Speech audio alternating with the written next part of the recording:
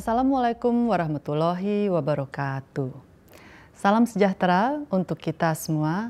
Shalom, Om Swastiastu, Namo Buddhaya, salam kebajikan. Dalam semangat mewujudkan sektor pariwisata yang lebih maju, kami melakukan berbagai upaya yang akan disampaikan dalam laporan kinerja Kementerian Pariwisata untuk bulan Mei 2025. Laporan ini bertujuan untuk menggambarkan berbagai capaian, tantangan, serta arah pengembangan pariwisata Indonesia ke depan. Dalam situasi global yang terus berubah dan tantangan pembangunan yang kompleks, kami meyakini bahwa sektor pariwisata tetap memiliki peran strategis. Sebagai penggerak ekonomi nasional, penyedia lapangan kerja, serta penjaga dan pemersatu kekayaan budaya Indonesia. Hal pertama yang akan kami sampaikan adalah mengenai jumlah kunjungan wisatawan mancanegara dan wisatawan Nusantara. Berdasarkan data dari Badan Pusat Statistik atau BPS, Indonesia mencatatkan jumlah kunjungan wisatawan mancanegara yang signifikan pada periode Maret 2025 sebesar 841.000 kunjungan.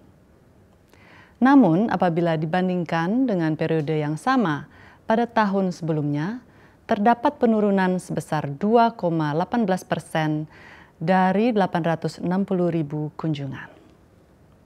Meski demikian, yang juga penting untuk dicatat, terdapat pertumbuhan perjalanan wisatawan Nusantara sebesar 12,61% atau sebesar 88,91 juta perjalanan pada Maret 2025, dibandingkan dengan 78,96 juta perjalanan pada Maret 2024. Perjalanan wisatawan Nusantara sepanjang Januari hingga Maret 2025 tercatat positif sebesar 282,41 juta perjalanan atau tumbuh sebesar 12,71% dibandingkan periode yang sama tahun lalu. Sementara itu, untuk perjalanan wisatawan mancanegara, ada pertumbuhan positif sebanyak 2,74 juta perjalanan sepanjang Januari hingga Maret 2025 atau tumbuh sebesar 7,83% dibandingkan periode yang sama tahun lalu. Selain memantau perkembangan wisata dalam negeri, Kementerian Pariwisata turut mencermati pergerakan penduduk Indonesia yang melakukan perjalanan ke luar negeri. Dari kategori tersebut dikenal sebagai wisatawan nasional. Hal ini menjadi indikator penting dalam menilai daya saing sektor pariwisata Indonesia serta berdampak terhadap neraca devisa sektor pariwisata. Masih menurut data BPS, perjalanan wisatawan nasional pada bulan Maret 2025 tercatat sebanyak 582.000 perjalanan. Angka ini menurun sebanyak 15,92% dibandingkan Maret 2024. Secara kumulatif, selama kuartal pertama 2025, jumlah perjalanan wisatawan nasional menunjukkan pertumbuhan sebesar 6,55% dibandingkan kuartal pertama 2024. Melihat kinerja pariwisata kuartal pertama 2025, kunjungan wisatawan mancanegara yang datang ke Indonesia tercatat lebih tinggi dibandingkan perjalanan wisatawan Indonesia yang keluar negeri. Hal ini menunjukkan bahwa Indonesia tetap menjadi destinasi yang menarik dan kompetitif, serta berpotensi menghasilkan surplus devisa. Kedepan, Kementerian Pariwisata akan mendorong pertumbuhan wisatawan yang lebih merata dengan mempromosikan berbagai destinasi unggulan, seperti destinasi pariwisata prioritas, destinasi regeneratif, dan kawasan ekonomi khusus yang mayoritas berada di luar Jawa. Kami juga mengembangkan paket wisata yang disesuaikan dengan preferensi pasar, baik untuk wisatawan Nusantara maupun mancanegara. Langkah ini diharapkan dapat memperluas persebaran wisatawan dan memperkuat daya saing pariwisata Indonesia di tingkat nasional dan global. Bapak, Ibu, dan saudara-saudara sekalian, Selanjutnya, kami akan memaparkan laporan terkait program Kementerian Pariwisata di bulan April 2025. Sebagai salah satu sektor strategis pariwisata Indonesia mendukung setidaknya 4 dari 8 misi Astacita Presiden dan Wakil Presiden Indonesia. Untuk itu, seluruh program kerja Kementerian Pariwisata dirancang agar implementasinya bisa berjalan dengan Astacita tersebut. Pada kuartal pertama 2025, sejumlah faktor menyebabkan penurunan okupansi hotel sebesar 3,55 percentage point dibandingkan periode yang sama tahun 2024. Untuk merespons tantangan ini, Kementerian Pariwisata menggelar audiensi dengan Perhimpunan Hotel dan Restoran Indonesia atau PHRI pada tanggal 23 April 2025. Dalam pertemuan tersebut, PHRI menyampaikan sejumlah masukan utama, termasuk percepatan realisasi belanja pemerintah, pencabutan larangan studi tur, dan wisuda di hotel. Dukungan terhadap restrukturisasi kredit, serta penguatan pangsa pasar non-pemerintah. Sebagai tindak lanjut, Kementerian Pariwisata akan melakukan berbagai upaya, di antaranya memfasilitasi pelaku usaha untuk meluncurkan inovasi produk dan strategi pemasaran baru, mendorong percepatan belanja pemerintah untuk sektor akomodasi, serta memfasilitasi komunikasi antara pelaku industri perhotelan dan kementerian lembaga. Hal ini dilakukan untuk membahas perizinan dan perpajakan akomodasi alternatif guna menciptakan iklim usaha yang adil. Selanjutnya, Ibu Wakil Menteri Pariwisata akan melaporkan salah satu flagship program Kementerian Pariwisata, yakni Gerakan Wisata Bersih atau GWB.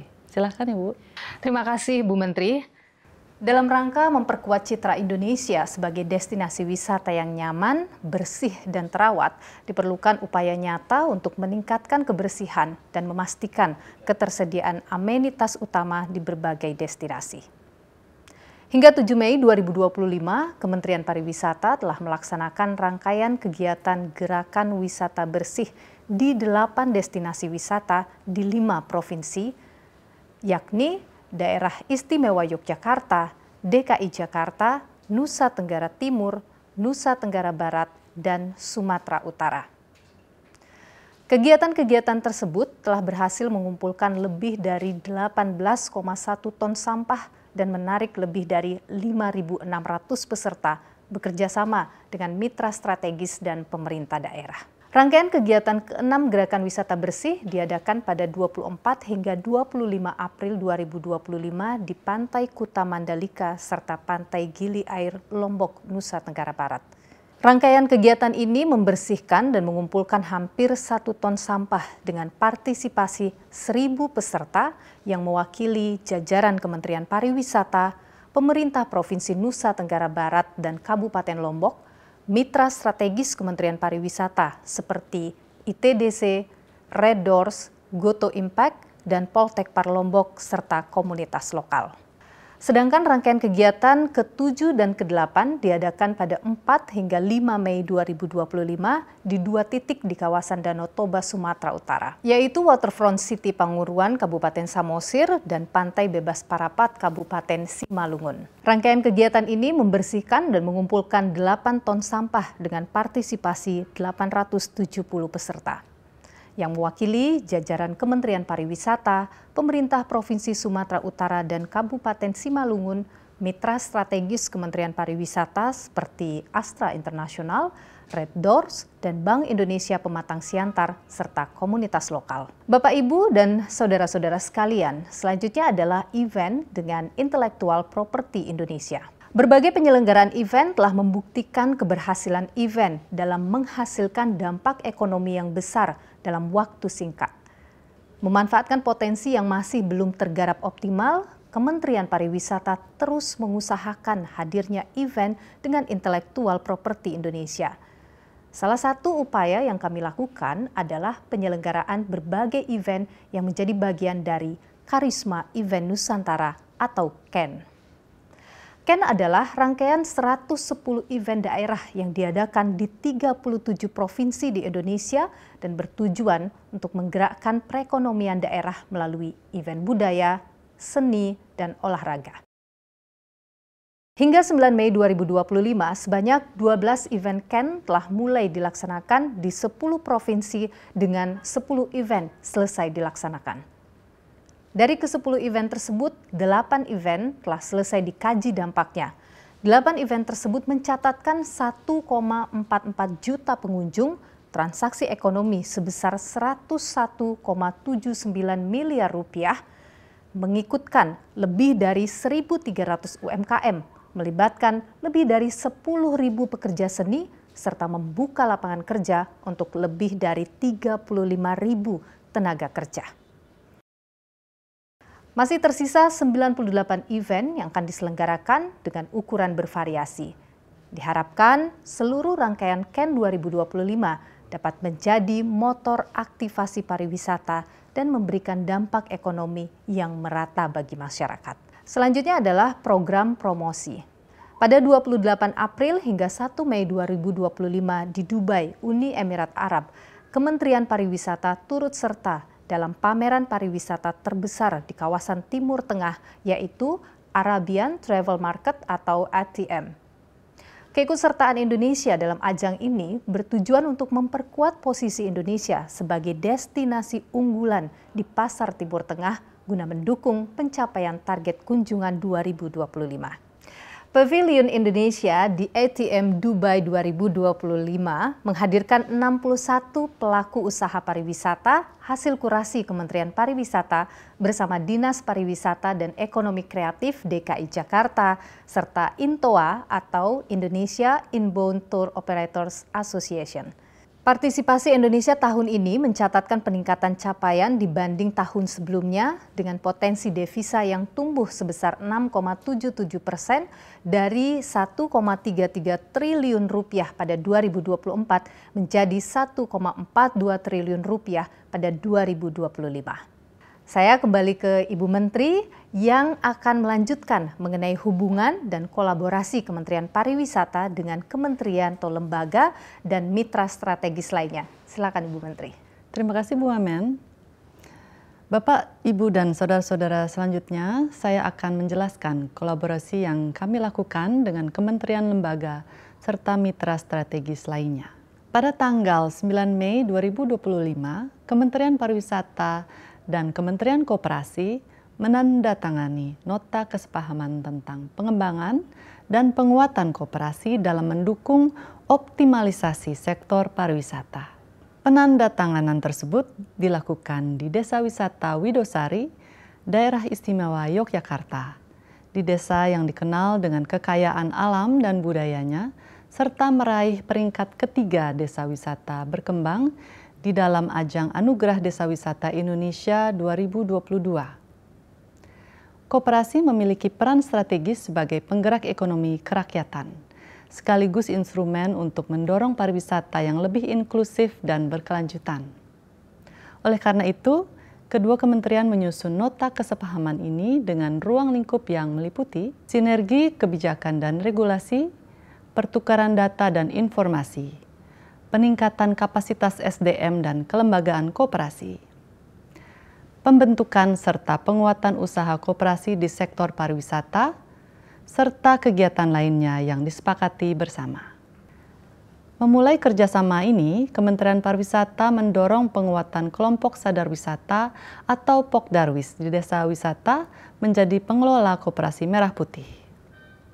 Langkah ini didasari oleh besarnya potensi desa wisata dalam mendukung pertumbuhan pariwisata berbasis masyarakat.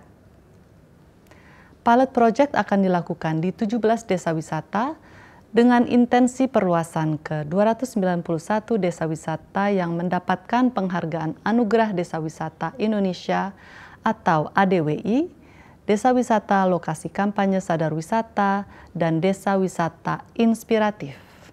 Kedepannya diharapkan inisiatif ini dapat menjangkau lebih dari 6.100 desa wisata di seluruh Indonesia, selaras dengan harapan terbentuknya 80.000 koperasi merah putih. Selain itu, Kementerian Pariwisata juga terus mengusahakan kolaborasi lintas organisasi untuk mengakselerasi pengembangan dan mengamplifikasi upaya pemerintah. Beberapa kolaborasi yang telah diformalkan dengan nota kesepahaman yang ditandatangani Kementerian Pariwisata dengan pihak lain selama November 2024 hingga April 2025 lalu adalah sebagai berikut. Dengan Uni Emirat Arab tentang kerjasama pariwisata, dengan Kementerian Desa dan Pembangunan Daerah Tertinggal terkait pengembangan pariwisata di desa dan daerah tertinggal, dengan Badan Pusat Statistik terkait data dan informasi statistik, dengan Wonderful Indonesia Gourmet untuk pariwisata gastronomi, dengan Kementerian Pemberdayaan Perempuan dan Perlindungan Anak terkait penguatan kelembagaan dan kapasitas SDM dalam pengarus utamaan gender, pemenuhan hak anak, perlindungan perempuan dan anak, serta pemberdayaan perempuan di sektor pariwisata. Dengan Agoda terkait pengembangan pariwisata Indonesia melalui penguatan pemasaran, peningkatan kapasitas SDM, pertukaran informasi strategis, serta bentuk kolaborasi lainnya. Dengan Mastercard Indonesia tentang pertukaran data dan informasi, penguatan sumber daya dan kelembagaan, pengembangan destinasi dan infrastruktur, industri dan investasi, pelaksanaan kampanye bersama serta kolaborasi dalam kegiatan pariwisata, serta dengan Kementerian Imigrasi dan Pemasyarakatan terkait pertukaran dan pemanfaatan data, dukungan pelaksanaan tugas dan fungsi, pengembangan peningkatan kapasitas SDM, dan lainnya. Sebagai penutup, izinkan saya menyampaikan bahwa membangun pariwisata bukanlah pekerjaan satu pihak semata. Dibutuhkan kolaborasi yang erat, sinergi lintas sektor, dan komitmen bersama untuk menjadikan pariwisata sebagai kekuatan yang memberikan manfaat nyata bagi seluruh lapisan masyarakat. Kami di Kementerian Pariwisata akan terus melangkah dengan semangat keberlanjutan, inklusif, dan berdaya saing global. Pada saat yang sama, kami memastikan bahwa pertumbuhan pariwisata berjalan seiring dengan pelestarian budaya dan lingkungan. Dengan dukungan dan partisipasi aktif dari masyarakat, pelaku industri, dan seluruh mitra strategis, kami yakin pariwisata Indonesia akan terus berkembang menjadi sektor unggulan yang memperkuat ekonomi nasional dan mempererat jati diri bangsa. Terima kasih. Wassalamualaikum warahmatullahi wabarakatuh. Om Santi Santi Santi Om.